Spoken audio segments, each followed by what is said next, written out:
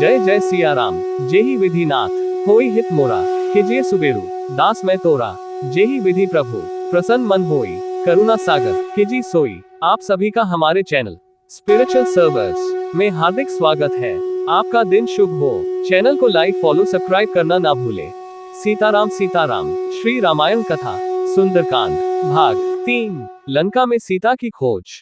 इस प्रकार से सुग्रीव का हित करने वाले कपिराज हनुमान जी ने लंकापुरी में प्रवेश कर मानो शत्रुओं के सिर पर अपना बायां पैर रख दिया। वे राजमार्ग का आश्रय ले उस रमणीय लंकापुरी की ओर चले। वहां पर स्वर्ण निर्मित विशाल भवनों में दीपक जगमगा रहे थे। कहीं नृत्य हो रहा था और कहीं सुरा पीकर मस्त हुए राक्षस अनर्गल प्रलाप कर रहे थे। हनुमान जी ने देखा कि बहुत से राक्षस मंत्रों का जाप करते हुए स्वाध्याय में तत्पर थे। कोई जटा बढ़ाए तो कोई मुड़ मुड़ाए। रावण के अनेक गुप्तचर भी उन्हें दृष्टिगत हुए। हनुमान जी ने नगर के सब भवनों तथा एकांत स्थानों को छान डाला, परंतु कहीं सीता दिखाई नहीं दी। अंत में उन्होंने सब ओर से निराश होकर रावण के उस राजप्रासाद में प्रवेश किया जिसमें लंका के मंत्री, सचिव एवं प्रमुख सभासद निवास करते थे। उन सब का भली भांति निरीक्षण करने के पश्चात वे रावण के अत्यंत प्रिय गृहशाला की ओर चले। वहां की सीढ़ियां रत्न जटित थीं। स्वर्ण निर्मित वातान दीपों के प्रकाश से जगमगा रही थी। स्थान स्थान पर हाथी दांत का काम किया हुआ था। छतें और स्तंभ मणियों तथा रत्नों से जड़े हुए थे। इंद्र के भवन से भी अधिक सुसज्जित इस भव्य शाला को देखकर हनुमान चकित रह गए। उन्होंने एक और स्फटिक के सुंदर पलंग पर रावण को हुए मदिरा के मद में पड़े देखा, जो कि अनिंद्य सुंदरियों से घिरे है था। उसके नेत्र अर्धधनी मिलित हो रहे थे। अनेक रमणियों के वस्त्राभूषण अस्त व्यस्त हो रहे थे और वे सुरा के प्रभाव से अछूती भी नहीं थी। वहां भी सीता को न पाकर पवनसुत बाहर निकल आए। फिर हनुमान जी ने रावण के अन्य निकट संबंधियों के निवास स्थानों में सीता की खोज की, किंतु वहां भी उन्हें असफलता ही मिली। तत्पश्चात हनुमान ने रावण की पटरानी मंदोदरी के भवन में प्रवेश किया। अपने शयनागार में मंदोदरी एक स्फटिक से श्वेत पलंग पर सो रही थी। उसके शैया के चारों ओर रंग बिरंगी सुवासित पुष्पमालाएं झूल रही थी।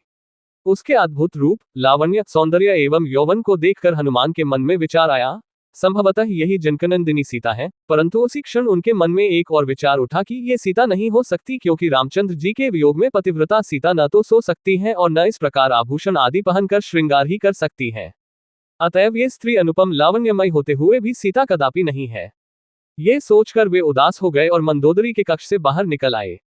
अकस्मात वे सोचने लगे कि आज मैंने पराई स्त्रियों को अस्त व्यस्त वेश में सोते हुए देखकर भारी पाप किया है। वे इस पर पश्चाताप करने लगे। फिर यह विचार कर उन्होंने अपने मन को शांति दी कि उन्हें देखकर मेरे मन में कोई विकार उत्पन्न नहीं हुआ, इसलिए यह पाप नहीं है। फिर जिस उद्देश्य के लिए मुझे भेजा गया है, उसकी पूर्ति के लिए मुझे अनिवार्य रूप से स्त्रियों का अवलोकन करना पड़ेगा। इसके बिना मैं अपना कार्य कैसे पूरा कर सकूंगा। फिर वे सोचने लगे, मुझे सीता जी कहीं नहीं मिली। रावण ने उन्हें मार तो नहीं डाला। यदि ऐसा है तो मेरा सारा परिश्रम व्यर्थ गया। नहीं, मुझे यह नहीं सोचना चाहिए। जब तक मैं लंका का कोना कोना न छान मारूं, तब तक मुझे निराश नहीं होना चाहिए। ये सोचकर अब उन्होंने ऐसे ऐसे स्थानों की खोज आरंभ की, जहां तनिक भी असावधानी उन्हें यमलोक तक पहुंचा सकती थी। उन स्थानों में उन्होंने रावण द्वारा हरी गई अनुपम सुंदर नागकन्याओं एवं किन्नरियों को भी देखा, परंतु सीता कहीं नहीं मिली। सब ओर से निराश होकर उन्होंने सोचा, मैं बिना सीता जी का समाचार लिए लौटकर किसी को मुख नहीं दिखा सकता। इसलिए यहीं रहकर उनकी खोज करता रहूंगा अथवा अपने प्राण दे दूंगा। ये सोचकर भी उन्होंने सीता को खोजने का कार्य बंद नहीं किया। जय जय सिया राम। आगे की कथा भाग 4 कल आपको पुनः मिलेगी। आप सभी का दिन शुभ हो। हमारे चैनल पर बने रहने के लिए लाइक फॉलो और सब्सक्राइब करना ना भूले। जय जय सिया राम।